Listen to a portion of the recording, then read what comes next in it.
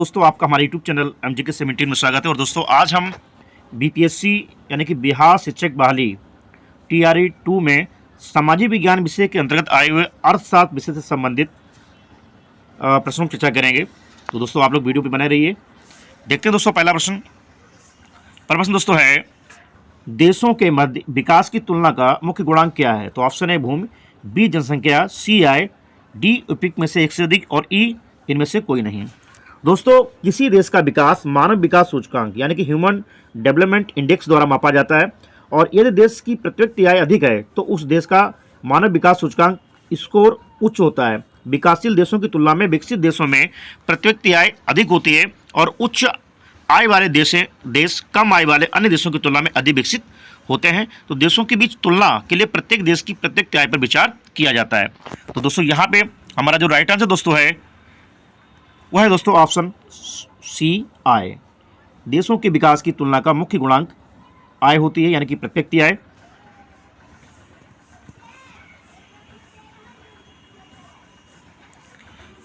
और अगला प्रश्न दोस्तों है, औसत आय और भी किस नाम से जानी जाती है? तो ऑप्शन है प्रत्यक्ष आय, वी व्यक्तिगत आय, सी राष्ट्रीय आय, डी उपयुक्त में से एक से अधिक और ई उपयुक्त में से कोई नहीं।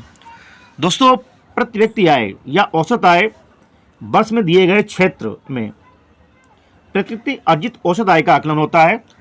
प्रत्येक आय निकालने के लिए दोस्तों हमें देश की कुल राष्ट्रीय आय को देश की कुल जनसंख्या से हम लोग भाग दे देते हैं, तो हमको जो प्राप्त दोस्तों होता है औसत के रूप में वही जो है प्रत्यक्ष आय कही जाती है। तो ऑप्शन ए दोस्तों हमारा सही है।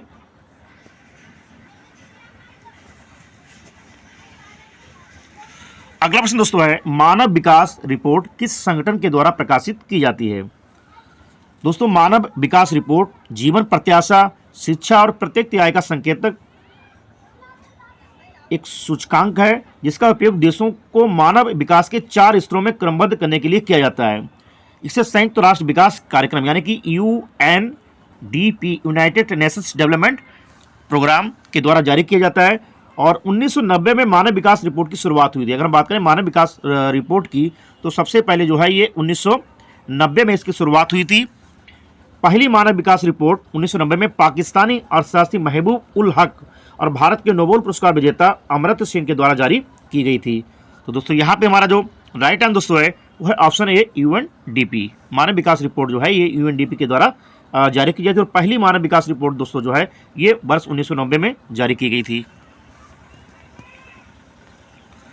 अगला प्रश्न दोस्तों है, अर्थव्यवस्था में तृतीय श्रेणी का उद्योग क्या कहलाता है? तो ऑप्शन है कृषि उद्योग, बी सेवा क्षेत्र, सी उत्पादन उद्योग, डी उपयुक्त में से एक से अधिक, ई उपयुक्त में से कोई नहीं। दोस्तों अर्थव्यवस्था का वह क्षेत्र जो सेवा से संबंधित कार्यों में लगा हुआ है, सेवा क्षेत्र यानी कि सर्विस सेक्टर कहलाता है। तृतीय क्षेत्र में अन्य व्यवसायों के साथ साथ अंतिम उपभोक्ताओं की सेवाओं का भी प्रावधान शामिल किया जाता है। तो दोस्तों यहाँ पे हमारा जो राइट आंसर दोस्तों है वो है दोस्तों बी सेवा क्षेत्र, इसको सर्विस सेक्टर भी कहा जाता है। तो ऑप्शन बी दोस्तों सही है। अगला प्रश्न दोस्तों है, मनरेगा 2005 के अंतर्गत सरकार द्वारा ग्रामीण बेरोजगारों को एक वर्ष में कितने कार्य दिवस के रोजगार देने की गारंटी दी जाती है? दोस्तों देश के ग्रामीण क्षेत्रों में परिवारों की आजीविका सुरक्षा में वृद्धि के लिए प्रत्येक वित्तीय वर्ष में प्रत्येक परिवार को कम से कम 100 दिन का गारंटीकृत मजदूरी रोजगार प्रदान करने के लिए एक अधिनियम है जिसको मनरेगा कहा जाता है, महात्मा गांधी राष्ट्रीय ग्रामीण रोजगार गारंटी अधिनियम। और मनरेगा पहली बार 2 फरवरी 2006 को, अगर मनरेगा की दोस्तों बात करें तो 2 फरवरी 2006 को आंध्र प्रदेश के अनंतपुर में शुरू किया गया था। तो दोस्तों यहाँ पे हमारा जो राइट आंसर दोस्तों है वह ऑप्शन सी 100 दिन का रोजगार।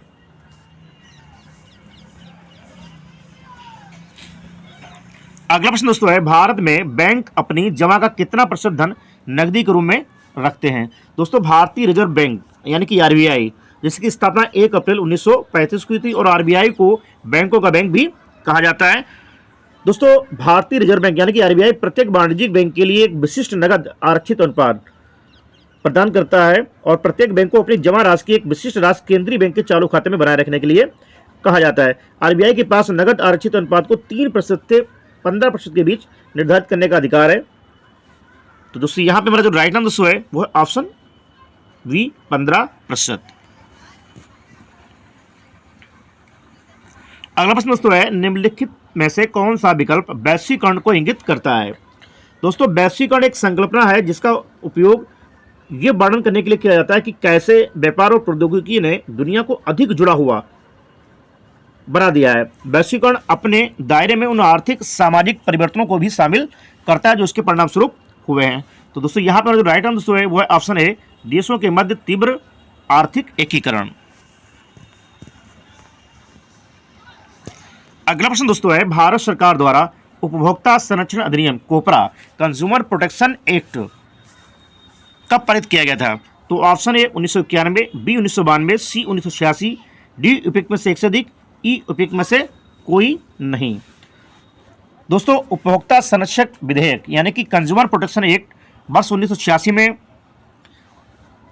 उपभोक्ताओं के हितों की बेहतर सुरक्षा प्रदान करता है और इस उद्देश्य के लिए उपभोक्ता विवादों और उससे जुड़े मामलों के निपटारे के लिए उपभोक्ता परिषदों और अन्य प्राधिकरणों की स्थापना का प्रावधान भी करता है। तो दोस्तों यहाँ पर जो राइट आंसर दोस्तों है वो ऑप्शन सी, वर्ष 1986 में कोपरा यानी कि कंज्यूमर प्रोटेक्शन एक्ट पारित किया गया था और प्रत्येक 24 दिसंबर को उपभोक्ता संरक्षण दिवस भी मनाया जाता है।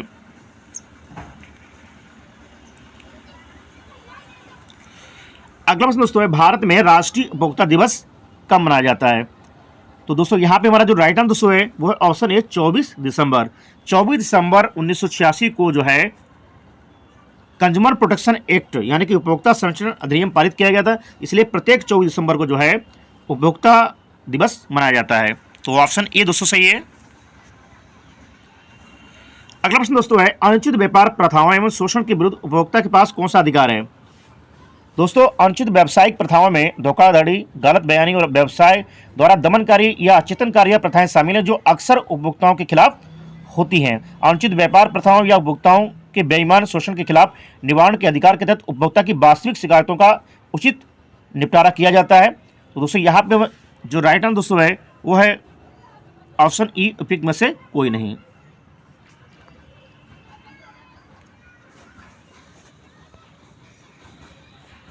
अगला प्रश्न दोस्तों है, अपने नागरिकों को सरकार से उसके कार्यों के बारे में सवाल करने का अधिकार देने के लिए कौन सा अधिनियम पारित किया गया है।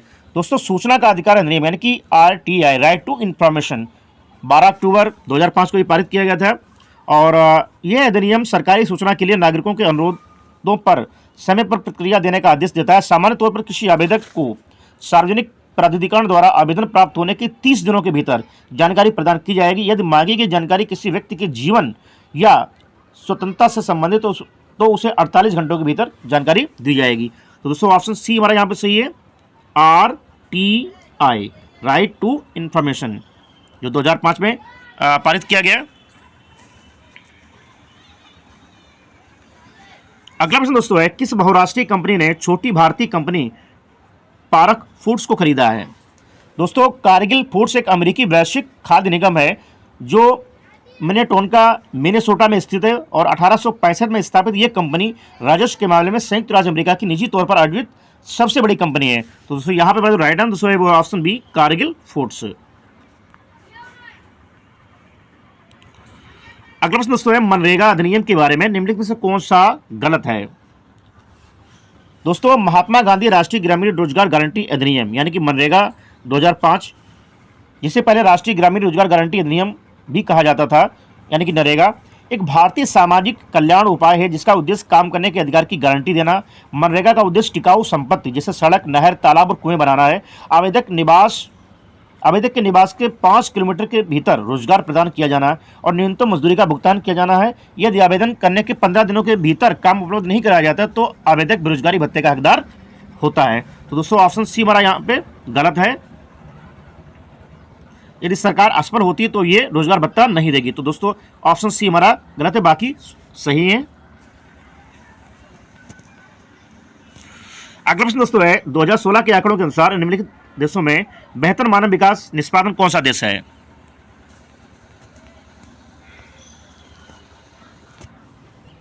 दोस्तों 2016 में भारत का SDI मान 0.624 था जो इसे 131वें स्थान पर रखता था। एचडीआई मानव विकास के 3 बुनियादी आयामों में दीर्घकालिक प्रगति का आकलन करने के लिए एक सारांश उपाय है। एक लंबा और स्वस्थ जीवन, ज्ञान तक पहुंच और एक सभ्य जीवन स्तर।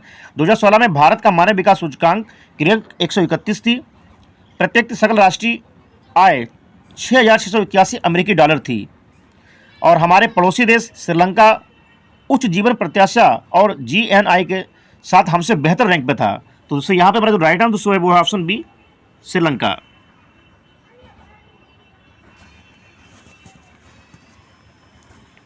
अगला प्रश्न दोस्तों है वह है स्थिति जब दोनों पक्षों को एक दूसरे की वस्तुओं को बेचने खरीदने के लिए सहमत होना पड़ता है। दोस्तों यहां पे हमारा जो राइट आंसर दोस्तों है वह ऑप्शन सी, चाहतों का दोहरा संयोग। अगला प्रश्न दोस्तों है निम्नलिखित में से कौन सा क्रेडिट की शर्तों के अंतर्गत नहीं आता है। दोस्तों जमा एक बैंक खाते में या किसी अन्य संस्थान में रखा गया धन है जिसे एक पक्ष से दूसरे पक्ष में स्थानांतरण की आवश्यकता होती है, और जमा वह धनराशि भी हो सकती है जिसका उपयोग वस्तुओं या सेवाओं की डिलीवरी की सुरक्षा के रूप में किया जाता है। तो दोस्तों यहाँ पर जो राइट आंसर है वो है ऑप्शन सी।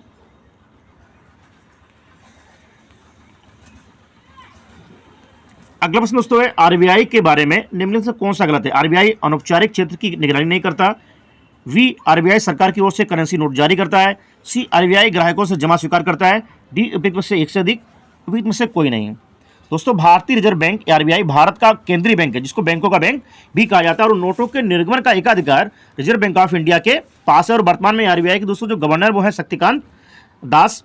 आरबीआई का मूल कार्य मुद्रा जारी करना, भारत में मौद्रिक स्थिरता बनाए रखना, मुद्रा का संचालन करना और देश की क्रेडिट प्रणाली को बनाए रखना। भारतीय रिजर्व बैंक आरबीआई ग्राहकों से जमा स्वीकार नहीं करता है। तो दोस्तों यहाँ पर जो राइट आंसर दोस्तों है वो दोस्तों हमारा है ऑप्शन सी, आरबीआई ग्राहकों से जमा स्वीकार नहीं करता है।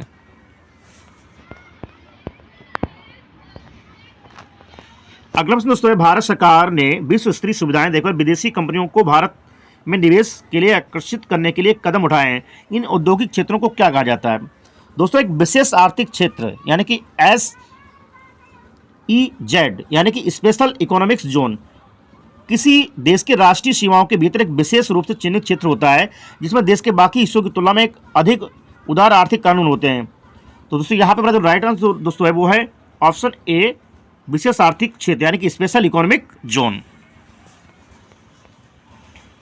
और अगला प्रश्न दोस्तों है जीडीपी यानी कि ग्रॉस डोमेस्टिक प्रोडक्ट एक विशेष वर्ष के दौरान उत्पादित का कुल मूल्य है। सभी सामान और सेवाओं का, सभी अंतिम सामान और सेवाओं का, सभी मध्यवर्ती सामान और सेवाओं का, डी उपयुक्त में से एक से अधिक, ई उपयुक्त में से कोई नहीं।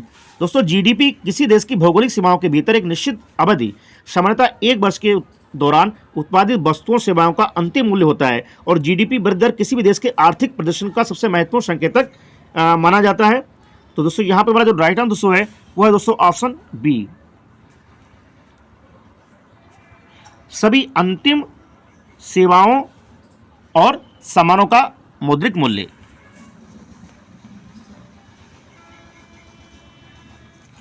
और अगला प्रश्न दोस्तों है भारत में काली क्रांति किससे संबंधित है। तो ऑप्शन है मत्स्य उत्पादन, वी कोयला उत्पादन, सी कच्चा तेल, डी उपयुक्त में से एक से अधिक, ई उपयुक्त में से कोई नहीं।